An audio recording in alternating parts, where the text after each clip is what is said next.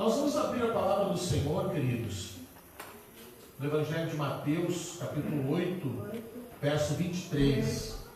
Mateus 8, 23. Você trouxe aí a sua Bíblia, você abra.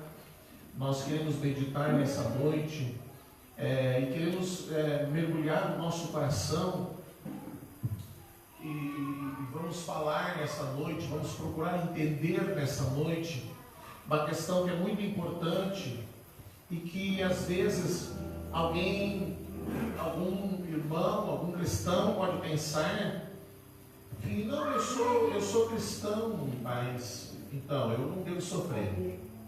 Então nós vamos falar sobre isso hoje. Vamos mergulhar nosso coração nesse texto, Mateus capítulo 8, versos 23 ao 26. Vamos começar por aqui e vamos mergulhando na palavra de Deus. Eu acho que eu não dei boa noite, né? Boa noite. Eu abençoe, boa noite para você que está assistindo em casa, enfim, em algum lugar. Que o Espírito de Deus possa pegar você e que você possa entender o Evangelho. A palavra diz que quem ouve o Evangelho e não entende, essa semente ela é roubada. Então que essa semente não seja roubada, que você possa entender o Evangelho de Jesus. Pai, nós queremos ouvir a Tua palavra. Nós queremos, Senhor, mergulhar o nosso coração em Ti, Senhor. Nós queremos alimentar o nosso espírito, Senhor. Nós queremos comer do pão. Nós queremos receber Cristo. Queremos que Cristo possa ser formado em nós através da Sua palavra, Senhor. Senhor, em nome de Jesus, todo embaraço, toda dificuldade, tudo que possa nos impedir de entender o Teu Evangelho, de compreender a Tua palavra, de discernir a Tua palavra, Senhor. Toda mentalidade religiosa, toda mentalidade humana, toda sabedoria humana, toda e qualquer situação, Senhor, que possa nos impedir de entender o Teu Evangelho. Nós oramos, Pai, para que caia por terra. Nós levamos presos, nós levamos cativos à cruz de Cristo, Senhor. Em nome de Jesus. Amém. Amém? Então vamos lá. Então, entrando ele no barco, seus discípulos o seguiram. E eis que sobreveio no mar uma grande tempestade, de sorte que o barco era barrido pelas ondas. Entretanto, Jesus dormia. Mas os discípulos vieram abordá-lo, clamando: Senhor, salva-nos, perecemos. E perguntou-lhes então Jesus: por que sois tímidos, homens de pequena fé? E levantando-se, repreendeu os ventos e o mar, e fez-se grande bonança. Amém? Deixe marcado aí na sua Bíblia. Nós vamos começar aqui, queridos. Esse texto da palavra de Deus, ele pode nos levar a várias interpretações, e nós podemos puxar para um lado, podemos puxar para outro, mas nós queremos nos concentrar numa única questão, e é sobre isso que nós queremos refletir nessa noite. O fato de que Cristo esteja na nossa vida. Se nós tomarmos esse barco como sendo a nossa vida, o fato de Cristo estar na nossa vida, o fato de andarmos com Cristo, não nos isenta de enfrentar as tempestades. O fato de andarmos com Cristo, o fato de que Cristo esteja em nossa vida, não nos isenta de enfrentarmos as lutas, as batalhas, as dificuldades. Então nós vemos aqui que Jesus estava com os seus discípulos. Eles estavam atravessando o mar da Galileia, e uma grande tempestade se levanta. As ondas muito agitadas jogavam aquele barco, jogavam muita água para dentro do barco, e o barco era jogado para um lugar e para outro. E mesmo aqueles homens muito experientes, eles tiveram medo de morrer. Eles tiveram medo de enfrentar aquela tempestade e foram chamar Jesus. Eles foram acordar Jesus porque Jesus estava no barco e ele estava dormindo. Então eles chamaram Jesus apavorados, desesperados, com medo. E o argumento deles foi muito simples: Senhor, nós vamos morrer, o Senhor não se importa. E o Senhor Jesus então, ele primeiro repreende os discípulos, depois repreende o vento, repreende toda aquela agitação das águas e acontece uma grande bonança. Então Jesus estava no barco, Jesus estava com eles, mas isso não impediu que houvesse uma tempestade. Isso não impediu que surgisse uma tempestade e que essa tempestade viesse com violência tamanha que aqueles homens experientes pensassem que fossem morrer. Então nós precisamos entender que por mais que você seja uma pessoa que ora, você ora? Amém? Quem ora? Deixa eu ver. Amém. Então continue orando. Você tem buscado ao Senhor? Amém? Então continue buscando. Continue aprendendo sobre Cristo. Continue andando com Deus. Continue sendo fiel a Deus. Continue se aproximando de Cristo. Continue permitindo que Cristo seja formado em tua vida.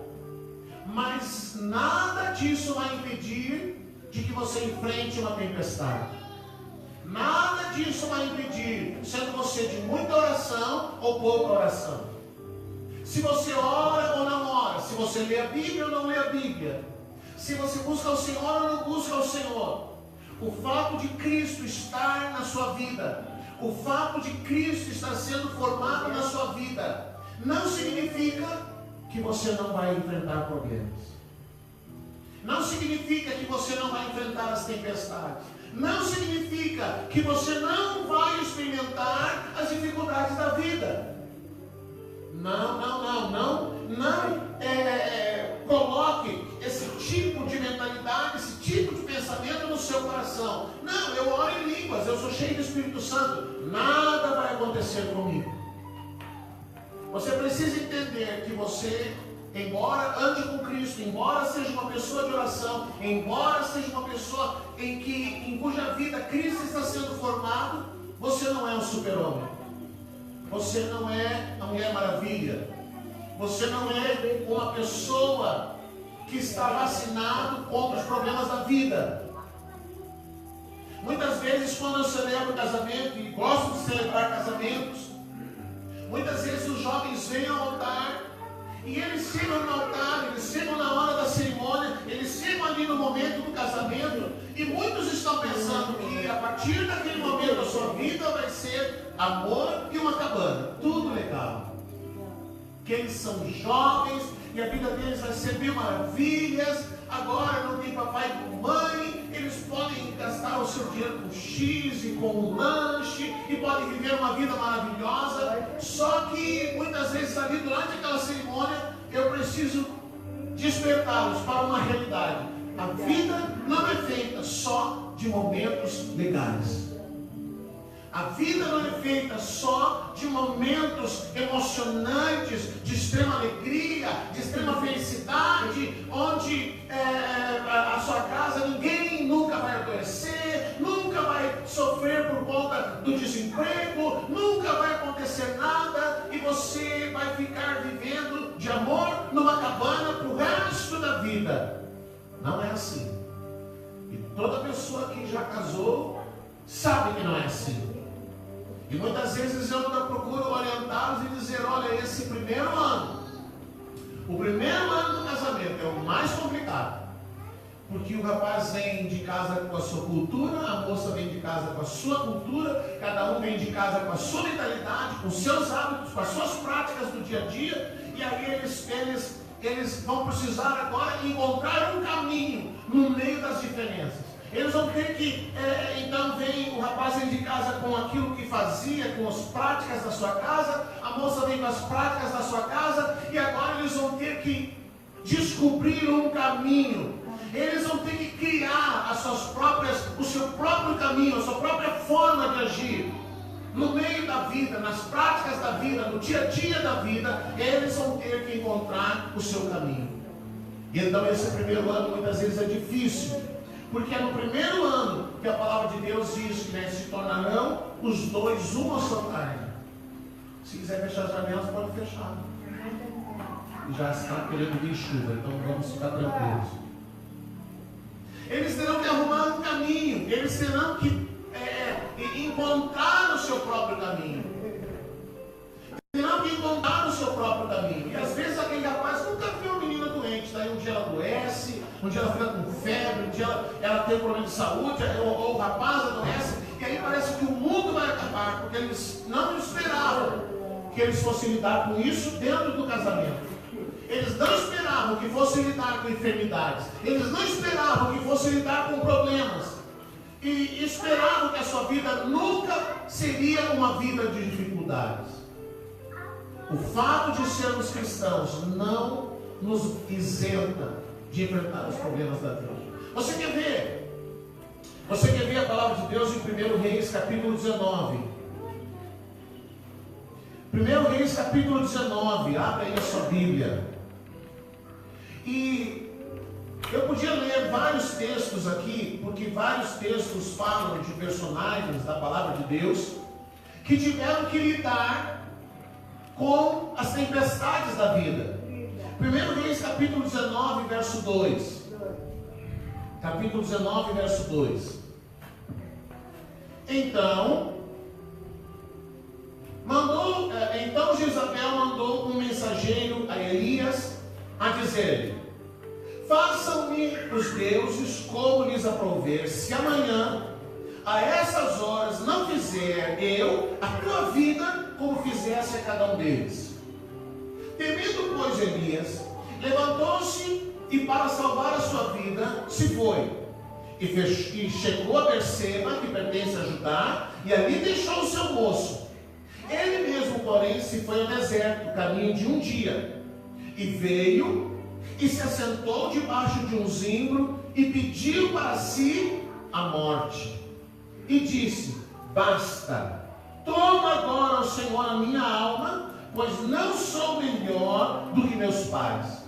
Deitou-se e dormiu debaixo do zimbro, e eis que um anjo o tocou e lhe disse: levanta-te e come. Olhou ele e viu, junto à cabeceira, um pão cozido sobre pedras em brasa e uma botija de água. Comeu, bebeu e tornou a dormir. Voltou segunda vez o anjo do Senhor, tocou-o e lhe disse: levanta-te e come, porque o caminho te será sobremodo longo. Levantou-se, pois, comeu e bebeu, e com a força daquela comida caminhou 40 dias e 40 noites até Horebe, o monte de Deus. Amém? Então, queridos, Elias era um homem muito violento no seu relacionamento com Deus. Se você procurar ler a vida de Elias ele fez descer fogo dos céus umas 4, 5 vezes, talvez mais. Todas as vezes que Elias ele era desafiado na sua fé, ele manifestava o seu poder, a sua unção, fazendo com que descesse fogo dos céus. Elias ele era um homem de oração.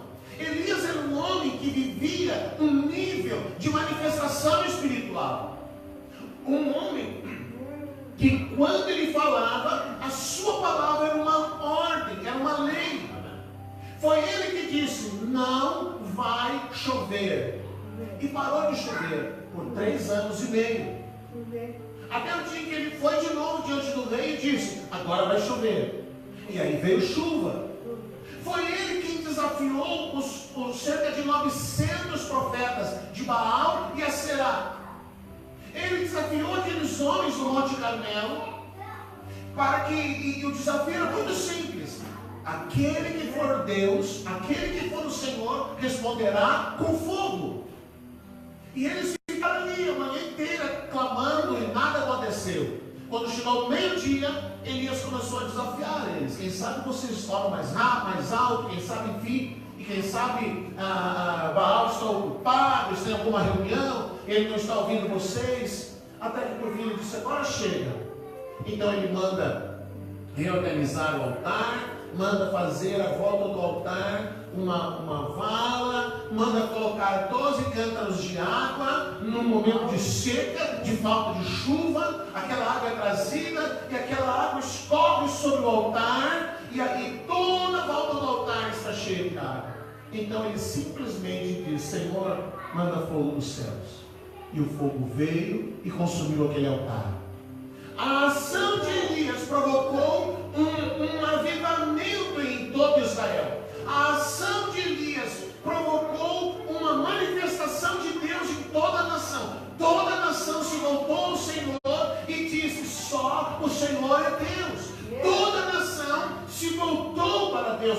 Toda a nação se converteu ao Senhor. Toda a nação abandonou os ídolos. Aqueles 900 profetas foram mortos naquele dia, a mão da nação, a mão dos homens que ali estavam. E essa notícia chegou até Jezabel. E quando Jezabel soube o que havia acontecido, soube que Elias, que por causa de Elias, aqueles profetas, aqueles sacerdotes haviam sido mortos, então ela disse: avisem para Elias que se até amanhã esse horário, eu vou fazer com ele o que ele fez com esses sacerdotes. O que Elias fez? Matou. Então ela disse: avisa para ele que amanhã esse horário ele vai estar morto. Ora, um homem que desafiava, vinham 50 soldados para prendê-lo e queriam agir com turbulência. Elias dizia: não, se eu sou o homem de Deus, se eu sou profeta, então vai descer fogo do céu. E todos os 50 morriam. Este homem agora, ele se sentia intimidado pela ameaça de Jezabel.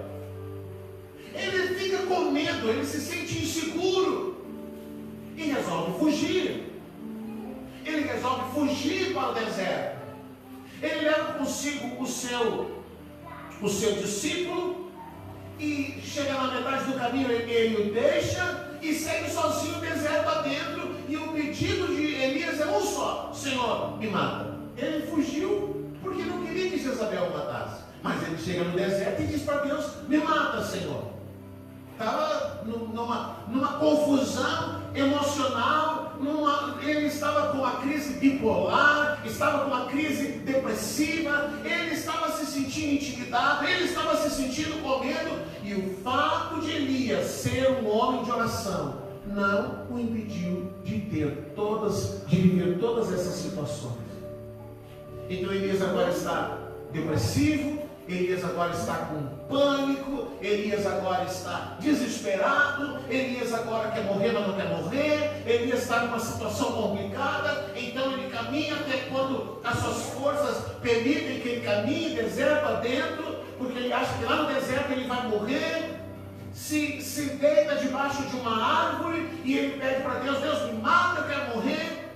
Então a palavra diz que Deus envia um anjo, o anjo traz alimento, traz água, traz pão. E Elias é alimentado com água e pão. Ele dorme de novo, e de novo ele come água e pão. E a palavra de Deus diz que agora, com a força daquele alimento, ele entra deserto adentro por mais 40 dias e 40 noites, até que ele encontra uma caverna, e lá ele pensa: agora eu vou morrer. E a palavra de Deus diz que quando ele está lá naquela caverna, vamos ver aqui no verso, ele está lá dentro daquela caverna. Ele então agora, Deus vem e pergunta para ele: Elias, o que você está fazendo ali? Verso 9: então entrou numa caverna onde passou a noite, e eis que ele veio, 19:9, ali entrou numa caverna onde passou a noite, e eis que lhe sobreveio a palavra do Senhor, Deus do Senhor, e lhe disse: que fazes aqui, Elias? O que você faz aqui? O que você faz aqui? E Elias começa a se lamentar. Ele respondeu: eu tenho sido zeloso. Ele começa a falar algumas coisas, mas agora eu fiquei sozinho. Eu estou sozinho, eu estou aqui sozinho. Elias estava numa profunda crise depressiva. O fato de Elias ser um homem de oração não impediu dele ter essas coisas.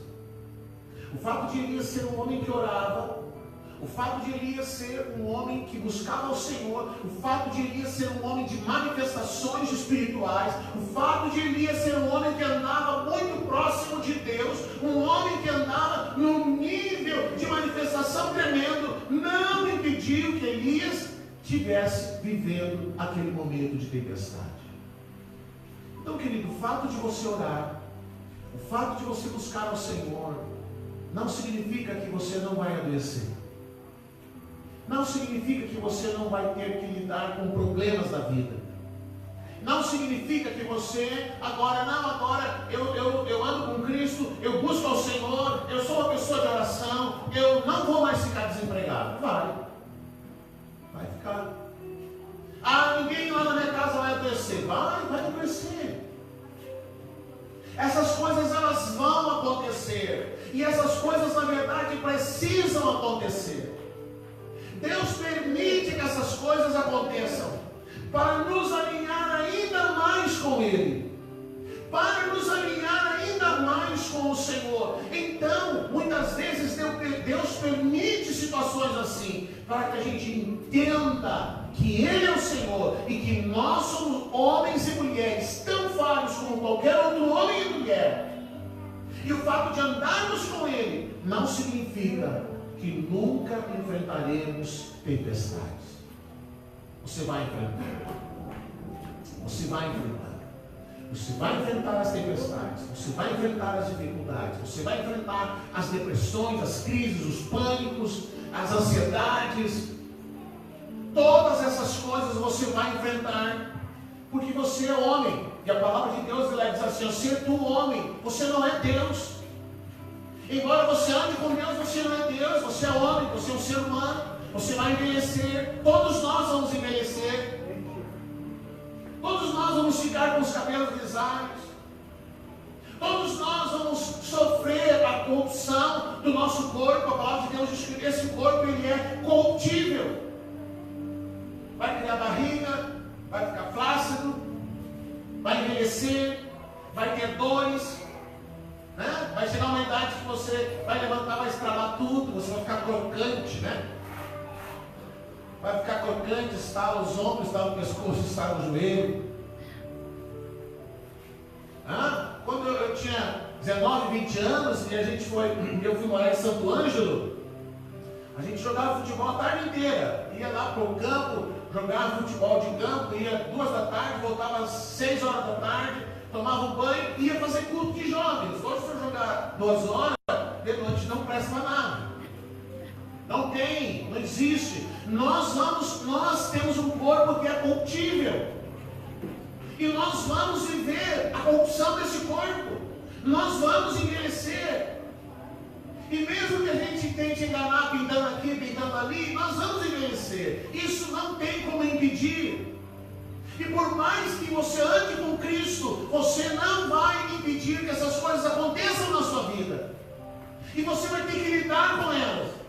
Você vai ter que lidar com as tempestades. Você vai ter que lidar com as crises. Você vai ter que lidar com aquilo que te torna humano. É verdade que se você andar com Deus, isso vai ser melhor para você enfrentar as situações da vida.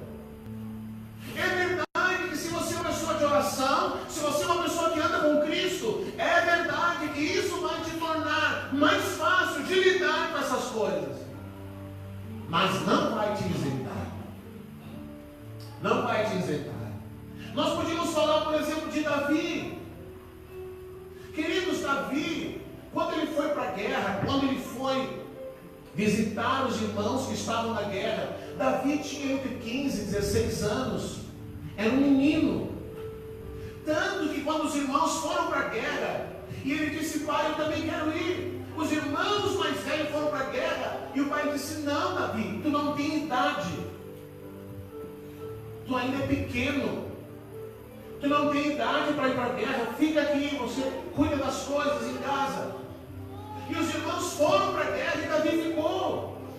E quando eles estavam lá na guerra, e já Sansão vinha desafiar o exército de Saul, então o pai manda Davi levar alimento para eles.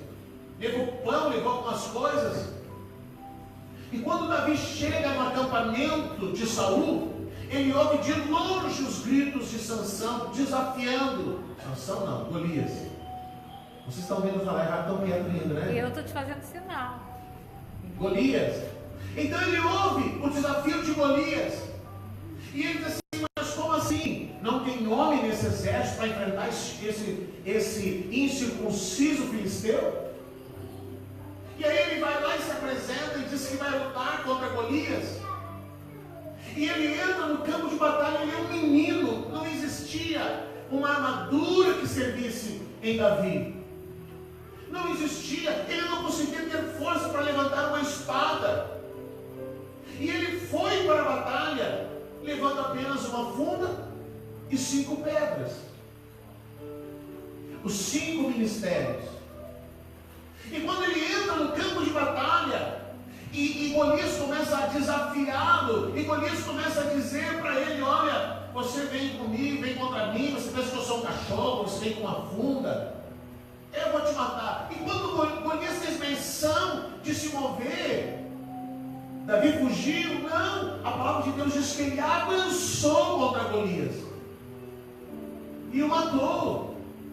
E aquela vitória de Davi fez com que Saul o colocasse como general do seu exército. Então Davi era um guri, era um menino, 15, 16 anos, quando ele passou a liderar o exército de Saul. E ele ia para as batalhas, junto com Saul. E tudo ia muito bem, as grandes vitórias acontecendo, Deus abençoando Davi. A palavra diz que Davi era um homem segundo o coração de Deus, até um dia em que eles entram na cidade, e as mulheres começaram a cantar, Saul matou milhares, e Davi matou 10 milhares. Pronto, acabou-se. Saul se vê tomado por inveja, Saul se vê tomado de raiva, e agora ele procura um jeito de matar Davi. Agora ele quer matar Davi. E Davi, queridos, passa cerca de 20 anos fugindo de Saul. 20 anos. Ele por 20 anos ele não pode voltar em casa. Ele não pode ver a sua esposa. Ele tem que vir rapidamente à cidade. Ele foge. Ele não pode ver o pai, não pode ver a mãe, não pode ver a família. Ele vai para a caverna de Adulão. Lá na caverna de Adulão, acaba juntando cerca de 600 homens falidos, homens que a Bíblia diz, homens desgraçados, homens endividados, homens que não tinham nenhuma perspectiva de vida, foram se encontrar com Davi. E Davi faz daqueles homens um grande exército. Mas ele fica 20 anos fugindo, 20 anos sendo perseguido, 20 anos lidando com um rei que o perseguia gratuitamente. 20 anos.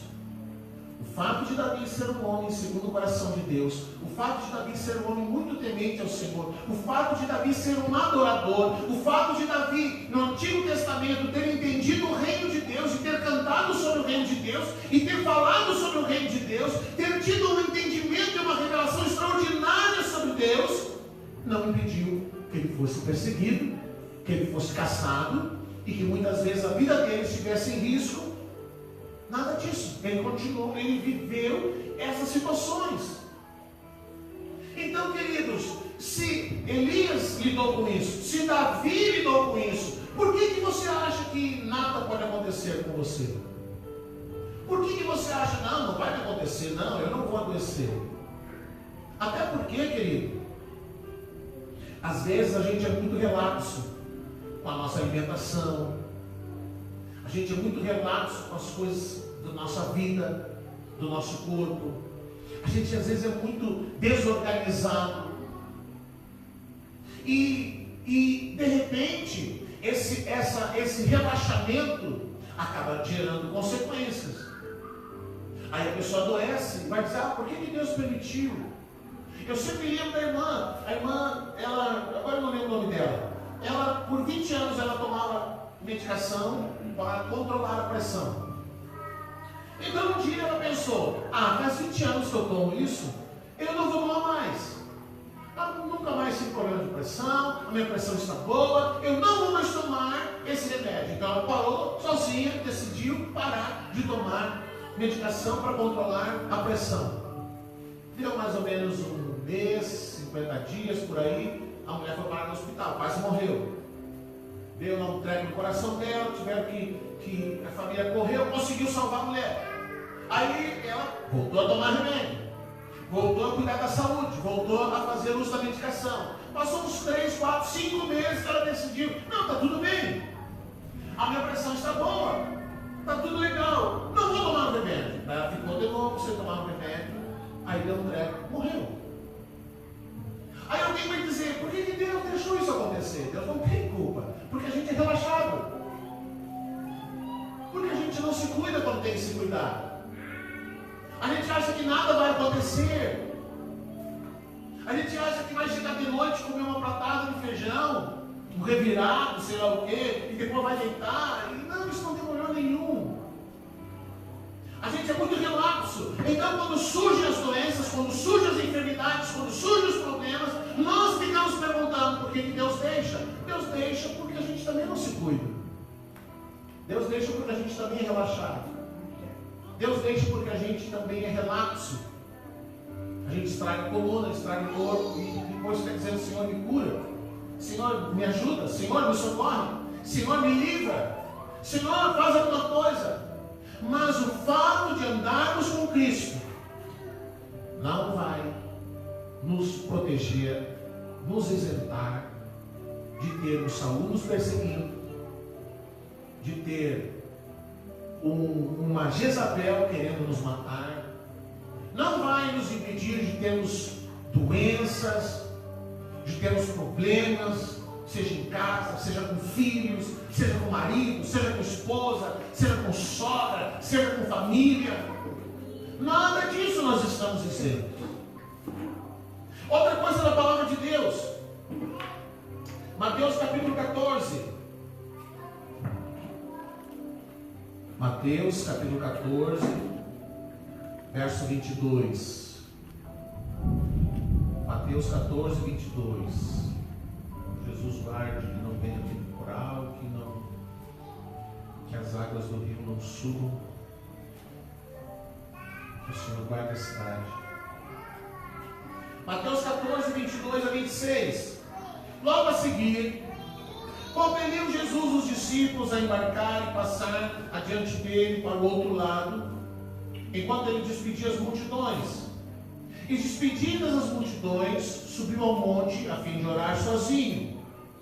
E caindo a tarde, lá estava ele só. Entretanto, o barco já estava longe, a muitos estádios da terra, açoitado pelas ondas, porque o vento era contrário. Na quarta vigília da noite, foi Jesus ter com eles, andando sobre o mar.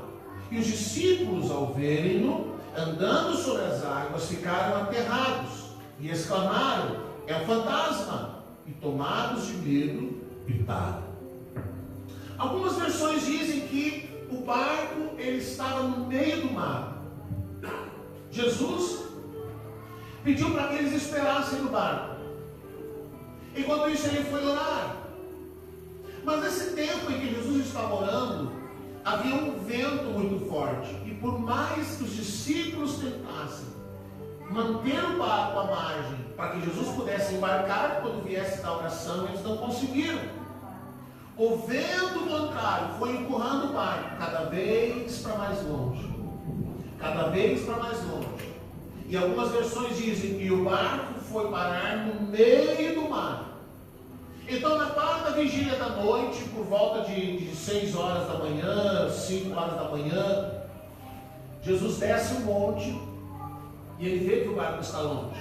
E ele vai andando sobre as águas. E aí acontece aquela cena dos discípulos apavorados, com medo, pensando que era fantasma, começaram a gritar. Eu imagino o pavor desses homens correndo para um lado para o outro. Esses dias a Isabela estava aqui em casa e ela, e teve uma noite, ela estava com a porta aberta do quarto e ela disse que olhou para a sala e sempre fica uma luz ou outra acesa. As meninas pegaram esse hábito com a pastora de dormir com a luz acesa. E ela disse que olhou e ela disse, eu vi, tinha 2 homens parados ali, pai, ficar parado ali, um tinha boné, outro tinha não sei o quê. E aí disse que ela virou, olhou de novo, não tinha nada. Mas ela ficou assustada por 2 vezes. Ela disse, eu fiquei com medo que tivesse alguém ali. Agora você imagina se você está no meio do mar, num dia de tempestade, num dia de vento, e aí você olha e vê uma pessoa andando sobre as águas. É uma coisa surreal. Eles ficaram apavorados e começaram a gritar dentro do barco. Começaram a gritar que era um fantasma. E aí Jesus diz, calma, sou eu. Aí eles reconhecem a voz de Jesus. E Pedro então diz, Senhor, se és tu, então eu vou até aí. Vem, Pedro. Então Pedro veio. Essas coisas a gente já conhece tudo onde é que termina. Mas o fato deles andarem com Cristo não impediu que eles enfrentassem os ventos contrários. Não impediu. Esses homens, eles foram testemunhas oculares de todos os milagres que Jesus fez. Esses homens viram Jesus ressuscitar mortos, viram Jesus limpar leprosos, eles viram Jesus fazer todo tipo de milagre. Mas o fato deles viverem, deles experimentarem um nível tão grande de manifestações espirituais, não impediu que o vento contrário empurrasse o barco para longe. Então, querido, você vai enfrentar as tempestades, você vai enfrentar o vento contrário, você vai enfrentar as Jezabel da vida, você vai enfrentar os Saúls da vida, você vai enfrentar os Golias da vida, você vai enfrentar cada uma dessas situações que vão surgir na sua vida. E se ainda não enfrentou, querido, glória a Deus, aleluia, aproveite, porque mais cedo ou mais tarde você vai enfrentá-los. Mais cedo ou mais tarde você vai estar cara a cara com essas situações. E a minha oração é que quando você enfrentar essas coisas, você não fique decepcionado, dizendo, por que Deus deixou isso acontecer comigo? Eu oro tanto, eu leio tanto a Bíblia, eu estudo tanto a Bíblia, eu busco tanto ao Senhor, eu oro no Espírito. Elias também, Davi também, os discípulos também, todos eles também. Agora, uma coisa você precisa entender, aí nós vamos voltar na primeira leitura, Mateus 8, 25, 25.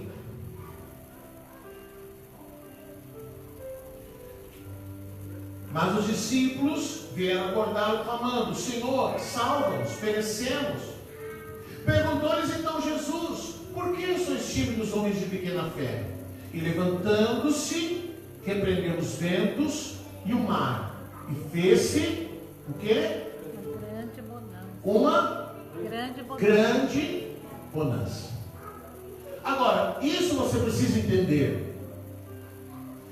Você vai enfrentar os ventos contrários, as tempestades, as Jezabel da vida, os Saúls, os Golias. Você vai enfrentar essas coisas.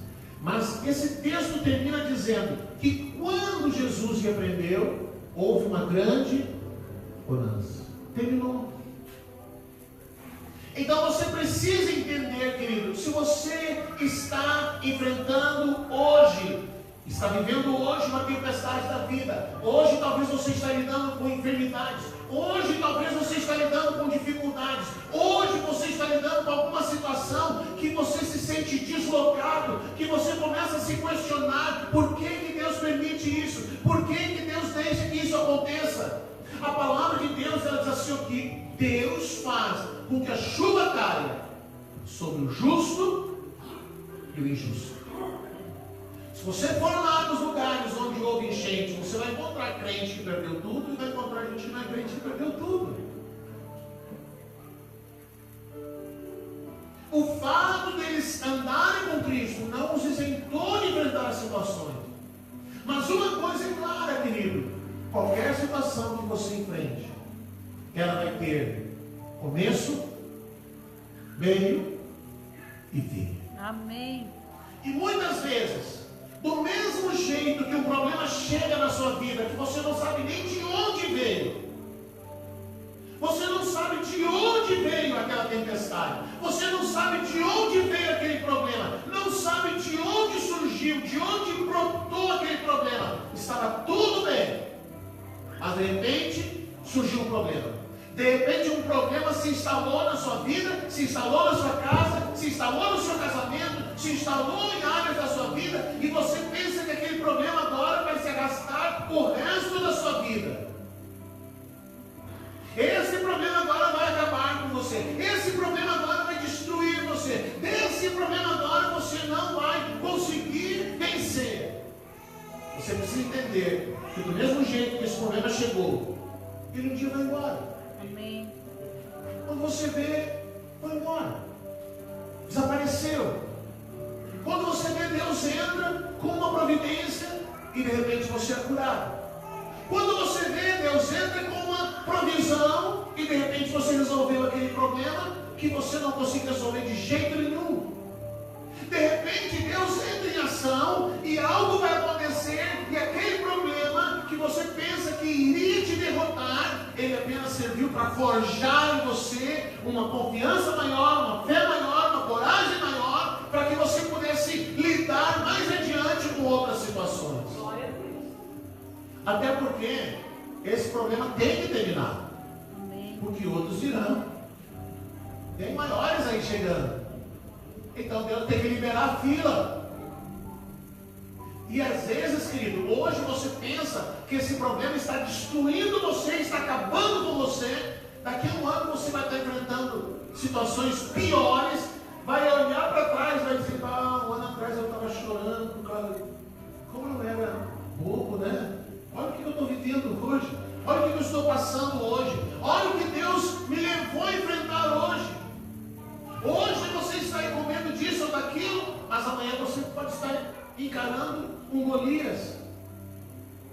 Amanhã você pode estar encarando uma tempestade maior. Mas que, por maior que seja a tempestade, por maior que seja o problema, que isso não te distancie de andar com o Senhor. Que você continue confiando nele. Que você continue buscando a Ele. Que você continue se rendendo a Ele. Que você continue fazendo dele a tua força. Que você continue nele buscando a tua esperança. Que você continue buscando ao Senhor, dia após dia. Mesmo que você pense, mesmo que você olhe e você não enxerga nada de diferente. Tudo continua igual. Continua buscando. Continue orando. Continue clamando. Continue chorando, continue buscando ao Senhor, porque essa tempestade vai passar. Vai passar. A surpresa de Elias, quando ele volta, a palavra de Deus diz que Jezabel estava no alto do palácio, estava no alto do palácio, e ela acabou caindo de lá. E quando ela caiu de lá, os cães vieram e comeram as suas carnes. Profecia que o próprio Elias acredita. Ela se cumpre. Do mesmo jeito que Davi entra no campo, Golias é vencido. Do mesmo jeito que Davi é perseguido por Saul, Saul é derrotado. De repente, tudo entra numa lógica de Deus. Talvez a gente não entenda. A gente não consegue compreender. Por que Davi esperou 20 anos? Por que Elias teve que ser perseguido? Por que os discípulos tiveram que enfrentar a tempestade? Por que eles tiveram que enfrentar o vento contrário? Mas de repente entra numa lógica de Deus. E Deus entra e muda todas as situações. E Ele vai mudar a sua também. Amém? Agarre-se a Ele. Segure-se nele. Continue firme com Ele. Vamos orar? Vamos ficar de pé.